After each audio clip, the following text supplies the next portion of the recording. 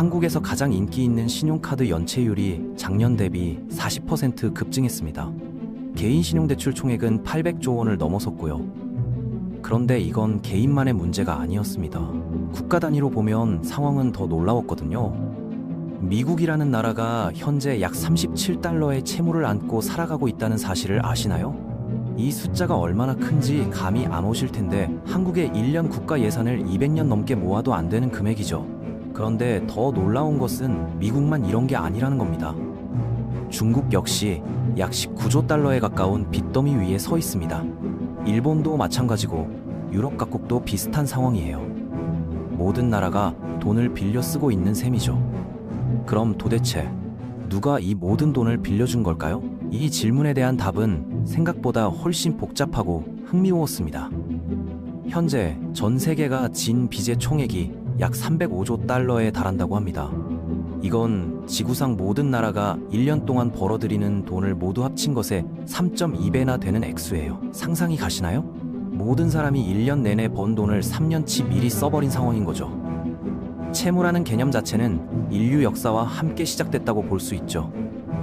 농업이 시작되던 시절, 봄에 씨앗을 빌려주고 가을에 곡식으로 받는 것부터가 빚의 시초였으니까요. 그때는 복잡한 계약서도 없고 이자율 계산도 없었어요. 그냥 서로를 믿고 약속하는 게 전부였죠. 1971년 닉슨 대통령이 근본위제를 폐지해버렸습니다. 이때부터 돈이 실물 자산이 아닌 정부의 약속에만 기반하게 됐죠. 이게 바로 불안화폐라고 부르는 시스템이에요. 정부가 마음만 먹으면 얼마든지 돈을 찍어낼 수 있게 된 거죠. 1980년대 이후로는 세계 채무가 폭발적으로 증가했습니다. 각국 정부들이 빚을 내는 게 전시에만 필요한 게 아니라 경제 성장에도 도움이 된다는 걸 깨달았거든요. 학교 짓고 도로 만들고 경기 침체 때 경기 부양하는데 모두 빌린 돈을 썼어요. 그럼 모든 나라가 돈을 빌렸다면 도대체 누가 빌려준 걸까요? 이 질문의 답이 정말 흥미로웠습니다. 많은 사람들이 어떤 강력한 세력이나 부자들이 뒤에서 줄을 잡고 있을 거라고 생각하는데 실제로는 그렇지 않거든요. 현대의 부채 시스템은 직선으로 움직이지 않습니다. 원형으로 순환하는 구조예요. 가장 많은 빚을 진 미국의 경우를 자세히 보면 이해할 수 있어요. 놀랍게도 미국 국가 채무의 약 72%는 미국인들 자신이 가지고 있다는 사실을 아시나요? 은행에 돈을 맡기면 그 돈이 그냥 금고에 있지 않아요. 은행이 그 돈을 투자해서 수익을 낸 다음 우리에게 이자를 주거든요. 미국의 상업은행들이 현재 약 1조 9천억 러어치의 미국 국채를 보유하고 있어요. 이는 캐나다나 브라질 같은 나라 경제 전체보다 3배나 큰 규모죠. 채권이 주식처럼 매일 오르락 내리락 하지 않는 안전한 투자처라서 은행들이 선호하는 거예요. 현재 10년 만기 미국 국채는 연 4.7% 정도의 안정적인 수익을 보장해 줍니다. 위험이 거의 없다는 점을 고려하면 꽤 괜찮은 조건이죠. 2024년 기준으로 미국 연금기금들이 전체 자산의 26% 정도를 채권에 투자했습니다. 보험회사들은 더 높아서 자산의 63% 이상을 채권으로 운용하고 있어요. 위험을 줄이면서도 꾸준한 수익을 낼 수 있는 방법이니까요. 이렇게 보면 사람들의 저축이 정부의 대출 자금이 되는 숨겨진 네트워크가 만들어지는 거죠. 미국이 자기 자신에게 돈을 빌린다는 게 이상하게 들릴 수 있지만 실제로는 돈이 여유 있는 곳에서 필요한 곳으로 흘러가는 자연스러운 과정이에요. 정부가 채무 이자를 지급하면 그 돈이 바로 대출해준 사람들 손으로 돌아갑니다. 그러면 그 사람들에게 또 여유 자금이 생기겠죠? 그럼 그 돈으로 뭘 할까요? 또 채권을 사서 이자를 받으려고 해요. 돈이 빌려주는 사람과 빌리는 사람 사이를 계속 돌면서 자기 강화하는 고리가 만들어지는 거죠. 같은 논리로 돈을 빌릴 때는 들어오고 갚을 때는 나가면서 이런 과정이 계속 반복됩니다. 그런데 이런 일을 미국만 하는 게 아니에요. 모든 나라가 빌리고 모든 나라가 빌려주고 있어요. 일본의 저축이 독일의 대출이 되고 독일의 저축이 브라질에 대한 대출이 되죠. 그럼 정부가 계속 돈을 빌려 쓰면서 미래에는 어떻게 빚을 갚을 수 있을까요? 핵심은 이거예요. 정부들은 오래된 빚을 갚기 위해 새로운 빚을 계속 만드는 거죠. 무책임하게 들릴 수 있지만 실제로는 현재 세계 경제가 작동하는 기본 원리가 바로 이거예요. 불편한 사실이지만 부채가 성장을 만들어내요. 정부가 돈을 빌려서 쓰면 그 돈이 경제 전체에 퍼집니다. 기업들이 더 많은 수입을 올리고 직장인들이 월급을 받아서 더 많이 소비하죠. 이게 경제를 계속 키워서 모든 사람의 생활이 나아지게 하는 선순환 구조를 만드는 거예요. 중국에서는 정부 지출의 약 20% 정도가 빌린 돈에서 나와요. 5원 중 1원은 실제로 대출받은 거죠. 미국은 이 비율이 더 높아서 26% 정도예요. 이는 교육과 사회보장에 쓰는 예산을 합친 것과 비슷한 규모죠.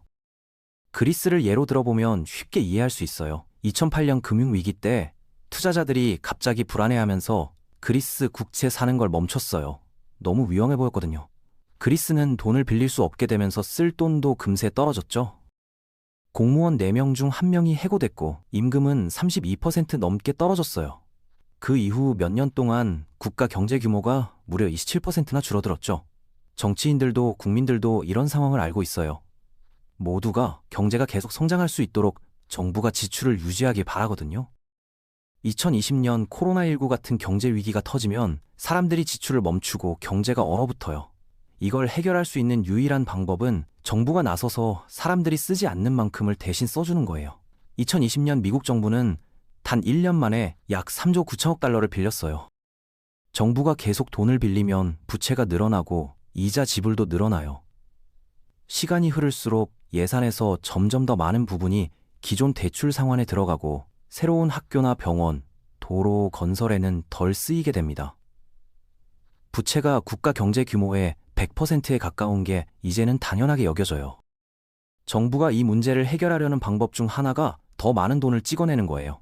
쉬운 해결책처럼 들리지만 큰 부작용이 있어요. 시중에 돈이 많이 풀리면 개별 화폐 단위의 가치가 떨어지고 그 결과 인플레이션이 일어나거든요. 베네수엘라에서는 2010년대 후반에 정부가 채무를 갚으려고 너무 많은 돈을 찍어내서 몇 주마다 물건 가격이 2배씩 올랐어요. 예전에 10볼리바르였던 빵 한 덩어리가 갑자기 수백만 볼리바르가 됐죠.